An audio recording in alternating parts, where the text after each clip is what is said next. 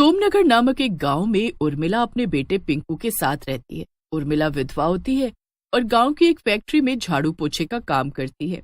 वो अपने बेटे पिंकू को गांव के अच्छे स्कूल में पढ़ने भेजती है और पिंकू भी काफी होनहार बच्चा होता है। पिंकू बेटा, ये देखो आज मैंने तुम्हारे लिए क्या लाया है।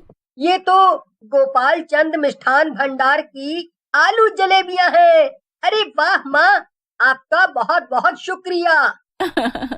मैं जानती हूँ कि तुम्हें उस मिष्ठान भंडार की आलू जलेबी कितनी पसंद है, इसलिए मैं तुम्हारे लिए ले आई हूँ ये। आज मेरी पगार मिली है बेटा, तुम ऐसे ही अच्छे से पढ़ाई करते रहो ताकि एक दिन तुम एक बड़े आदमी बन पाओ। मैं अपने जीवन में सफल नहीं हो पाई, लेकिन मैं चाहती हूँ कि तुम अपने जीवन में जरूर सफल हो। माँ, मैं आपका नाम रोशन करके ही रहूंगा, आप देखते रहना। ये हुई ना बात। चलो चलो अब जल्दी से अपनी किताबें बंद करो और पढ़ाई से थोड़ा सा ब्रेक लेकर ये खा लो। आओ। उर्मिला की तनख्वाह इतनी ज्यादा भी नहीं थी, लेकिन उसके बावजूद भी वो अपने बेटे को किसी चीज की कमी महसूस नहीं होने देती। कभी कभी वो ओवर टाइम काम करके ज्यादा पैसे कमा लेती। उर्मिला का दिल बहुत बड़ा होता है।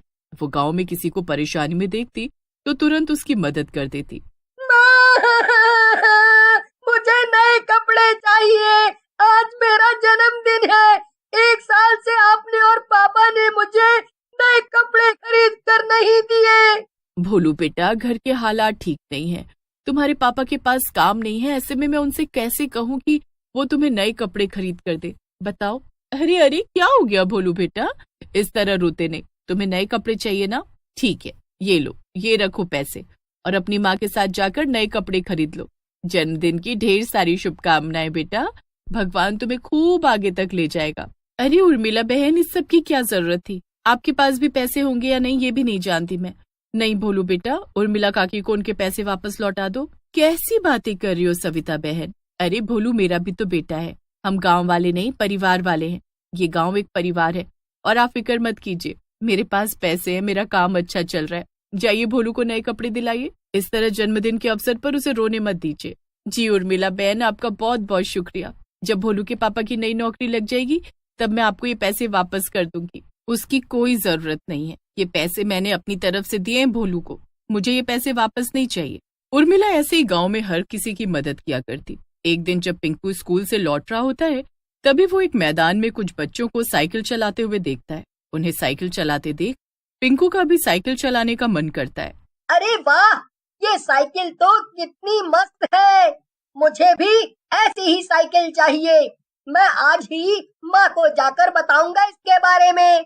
पिंकू घर जाकर उर्मिला को अपनी इच्छा के बारे में बता देता है। क्या कहा? साइकिल?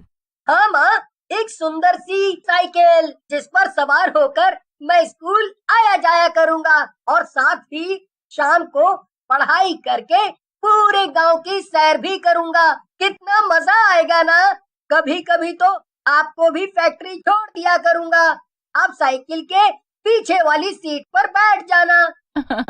ठीक है बेटा, अगले महीने तुम्हारा जन्मदिन है, तुम्हारे जन्मदिन के मौके पर ही मैं तुम्हें नई साइकिल दूंगी। लेकिन हाँ, उससे पहले तुम्हारी परीक्षा भी है, तो साइकिल पाने के जोश में पढ़ाई करना मत भूलना। नहीं नहीं माँ, ऐसे नहीं होगा, मैं पढ़ाई पर पूरा ध्यान दूंगा, आप चिंता मत करो। जानती हूँ मेरा बेटा बहुत समझदार है, वो कभी पढ़ाई को पीछे नहीं छोड़ेगा। उसके लिए पढ़ाई सबसे जरूरी है और उसके बाद सारे काम, है ना? लेकिन एक हफ्ते बाद अचानक से उर्मिला जिस फैक्ट्री में काम करने जाती है वो बंद पड़ जाती है, क्योंकि उस फैक्ट्री को बहुत बड़ा नुकसान हुआ होता है। अब उर्मिला बहुत ज्यादा परेशान हो जाती है। हे भगवान, अब मैं क्या करूंगी? मेरा काम तो छूट गया, अब घर कैसे चलेगा? मैं अपने बेटे को कैसे संभालूंगी? और तो और अगले महीने उसका जन्मदिन है। उस मौके पर मैंने उसे कहा है कि मैं उसे एक नई साइकिल भेंट करूंगी। अब बिना काम के मैं पैसे कहाँ से लाऊंगी? उर्मिला अब अगले ही दिन से नया काम ढूंढना शुरू करती है। एक हफ्ता ऐसे ही बीत जाता है, लेकिन सुबह से शाम तक दर दर भटकने के बाद भी उर्मिला को कोई नौकरी नहीं मिलती। वो बहुत उदास हो जाती है। और माँ, कैसा रहा आज का दिन? आजकल आप बड़ी जल्दी आ रही हैं फैक्ट्री से। हाँ बेटा, आजकल काम थोड़ा कम हो चुका है, इसीलिए मैं पिंकू को कुछ नहीं बताऊंगी। उसकी परीक्षा है कुछ ही दिनों में। इस बात को सुनकर वो चिंता करने लगेगा, जिसके चलते उसका पढ़ाई की तरफ ध्यान ही नहीं लगेगा। ना बाबा ना, मुझे जल्द से जल्द नई नौकरी ढूंढनी होगी। यूं इतनी आसानी से हार नहीं मान सकती मैं। सब ठीक होगा, सब ठीक होगा, मुझे सकारात्मक सोच रख। उर्मिला हिम्मत बांधकर अगले दिन फिर से नौकरी ढूंढने निकल पड़ती है, लेकिन उसे अब भी नौकरी नहीं मिलती। पिंकू की परीक्षा भी हो जाती है और उसके एक हफ्ते बाद उसका नतीजा भी सामने आता है। पिंकू इस बार भी पूरे स्कूल में पहला आया होता है। ये बात सुनकर उर्मिला की आंखें भर आती हैं। क्या कहा? तुम इस बार भी अव्वल आए हो? अरे वाह, मेरा होशियार बेटा। अब मैं इससे कैसे कहूँ कि मेरे पास सारे पैसे खत्म हो चुके हैं, मैं इसे खीर बनाकर नहीं खिला सकती। क्या हुआ माँ? अब बेटा, आज ना मेरी तबीयत थोड़ी खराब सी है, इसलिए मैं तुम्हें फिर कभी खीर बनाकर खिलाऊंगी। बुरा तो नहीं मानोगे ना? पिंकू बाहर खेलने चला जाता है और उर्मिला फूट फूट कर रोने लगती है। कैसी माँ हूँ मैं, अपने बेटे को एक साइकिल तक नहीं दिला सकती। नहीं, मैं अपने पिंकू की ख्वाहिश पूरी करके ही रहूंगी। अब मेरे पास एक ही उपाय है, मुझे गांव के लोगों से पैसों की मदद मांगनी होगी। माना कि मेरा पिंकू समझदार है, लेकिन हर बार मैं उसकी इच्छा को मार नहीं सकती। मैं उसके लिए साइकिल खरीद कर ही रहूंगी। उर्मिला अब गांव के लोगों के पास जाकर मदद मांगने लगती है। सविता बहन, मुझे कुछ पैसों की जरूरत थी। अब तो भाई साहब की नौकरी लग चुकी है ना, तो क्या आप मुझे थोड़े पैसे उधार दे सकती हैं? जैसे ही मेरे पास आते मैं आपको लौटा दूंगी, लेकिन अभी मेरी मदद कर दीजिए ना। नहीं उर्मिला बहन, माफ करना, लेकिन मैं आपकी मदद नहीं कर सकती। लेकिन सविता बहन, मेरी बात तो सुनिए। इससे पहले कि उर्मिला आगे कुछ और कहती, सविता उसके मुंह पर दरवाजा बंद कर देती है। उर्मिला हर किसी से मदद मांगती है, लेकिन कोई उसे 1 रुपया तक नहीं देता।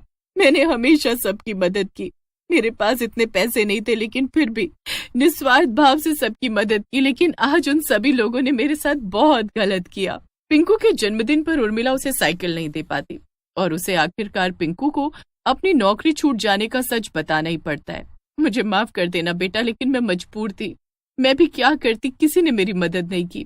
कोई बात नहीं माँ, जब आपकी नौकरी लगेगी तब दिला देना मुझे नई साइकिल। उदास पिंकू इतना कहकर वहां से चला जाता है। पिंकू बेटा, रुक तो जाओ। लेकिन शाम तक गांव में खबर फैलती है कि जंगल में पिंकू की लाश मिली है। उर्मिला के पैरों तले जमीन खिसक जाती है। वो फौरन जंगल पहुंचती है। पिंकू, मेरा बच्चा, ये क्या हो गया तुझे? तू मुझे छोड़कर नहीं जा सकता। मैं अपने बेटे की आखिरी इच्छा भी पूरी नहीं कर पाई। उर्मिला अपने बेटे के बिना नहीं रह पाती और वो भी अपनी जान देकर मर जाती है। मरने के बाद वो चुड़ैल लोक में अपने बेटे से मिलती है। उर्मिला अब एक चुड़ैल बन चुकी थी, वहीं पिंकू एक भूतिया बच्चा। पिंकू बेटा, अब मैं चुड़ैल हूँ और मैं भेस बदल कर काम करूंगी और तुम्हें साइकिल दिलाऊंगी। जो इच्छा मैं जीते जी पूरी नहीं कर पाई, अब मरने के बाद पूरी करूंगी। उर्मिला चुड़ैल अब गांव में साइकिल चुराने की ठान लेती है। वैसे भी इस गांव का भला करके मुझे धोखे के सिवा और कुछ नहीं मिला, इसलिए अब मैं साइकिल चुराऊंगी और वही साइकिल अपने बेटे को दूंगी, जिसे वो चुड़ैल लोक में चलाएगा और मजे करेगा। उर्मिला रात में इधर उधर भटकती है और तब उसकी नजर एक घर पर पड़ती है, जहां बाहर एक नई नवेली साइकिल पार्क की हुई थी। लगता है ये हाल ही में खरीदी हुई साइकिल है। अच्छी बात है, मेरे पिंकू को लगेगा कि मैंने वाकई में उसके लिए नई साइकिल खरीदी है। उर्मिला वो साइकिल चुराकर चुड़ैल लोक जाती है और अपने बेटे को वो साइकिल दे देती है, जिसे चलाकर वो बहुत खुश हो जाता है। लेकिन चुड़ैल लोक में चलाते चलाते वो साइकिल अचानक से एक पेड़ से टकराकर टूट जाती है, जिस कारण पिंकू बहुत उदास हो जाता है। पिंकू बेटा, निराश होने की कोई जरूरत नहीं है, तुम्हारी माँ है ना, मैं तुम्हारे लिए फिर से नई साइकिल खरीद कर लाऊंगी। उर्मिला फिर से इंसानों की बस्ती में आकर साइकिल चुराने लगती है, लेकिन उस समय पिंकू भी उसका पीछा कर रहा होता है और वो अपनी माँ को साइकिल चुराते हुए देख लेता है और उसे ये सब देखकर बहुत दुख होता है। मुझे माफ कर दो बेटा, लेकिन मैं और क्या करूं? इन इंसानों की मैंने हमेशा मदद की, लेकिन जब मुझे मदद की जरूरत थी तब किसी ने 1 रुपया तक नहीं दिया। इसलिए मैंने गुस्से में सोचा कि मैं अब साइकिल चुराऊंगी और तुम्हें दूंगी, क्योंकि जीते जी मुझे कोई काम नहीं मिला। अब मरने के बाद कहाँ मिलने वाला है। नहीं माँ, ये गलत है। पापा कहते थे नेकी कर और दरिया में डाल। आपने हर किसी की मदद की, लेकिन आपने उसके बदले में उनसे फिर से कुछ चाहने की उम्मीद रखी और अब मरने के बाद आप चोरी कर रही हो। माफ कर दो बेटा, तुम्हारी बात बिल्कुल सही है। मैं अब चोरी नहीं करूंगी। मैं अब इंसानों का भेस बदल कर नई नौकरी ढूंढूंगी और मेहनत के पैसों से ही तुम्हारे लिए नई साइकिल खरीदूंगी। हाँ माँ, ये हुई ना बात। उर्मिला को अपनी गलती समझ आ जाती है और वो इंसानी भेस बदल कर नई नौकरी ढूंढती है। 15 से 20 दिनों में उसे एक अच्छी नौकरी मिलती है, जिसके बाद वो मेहनत के पैसों से अपने बेटे के लिए नई साइकिल खरीद ही लेती है और पिंकू उस साइकिल को पूरे चुड़ैल लोक में चलाता है और खूब मजे करता है।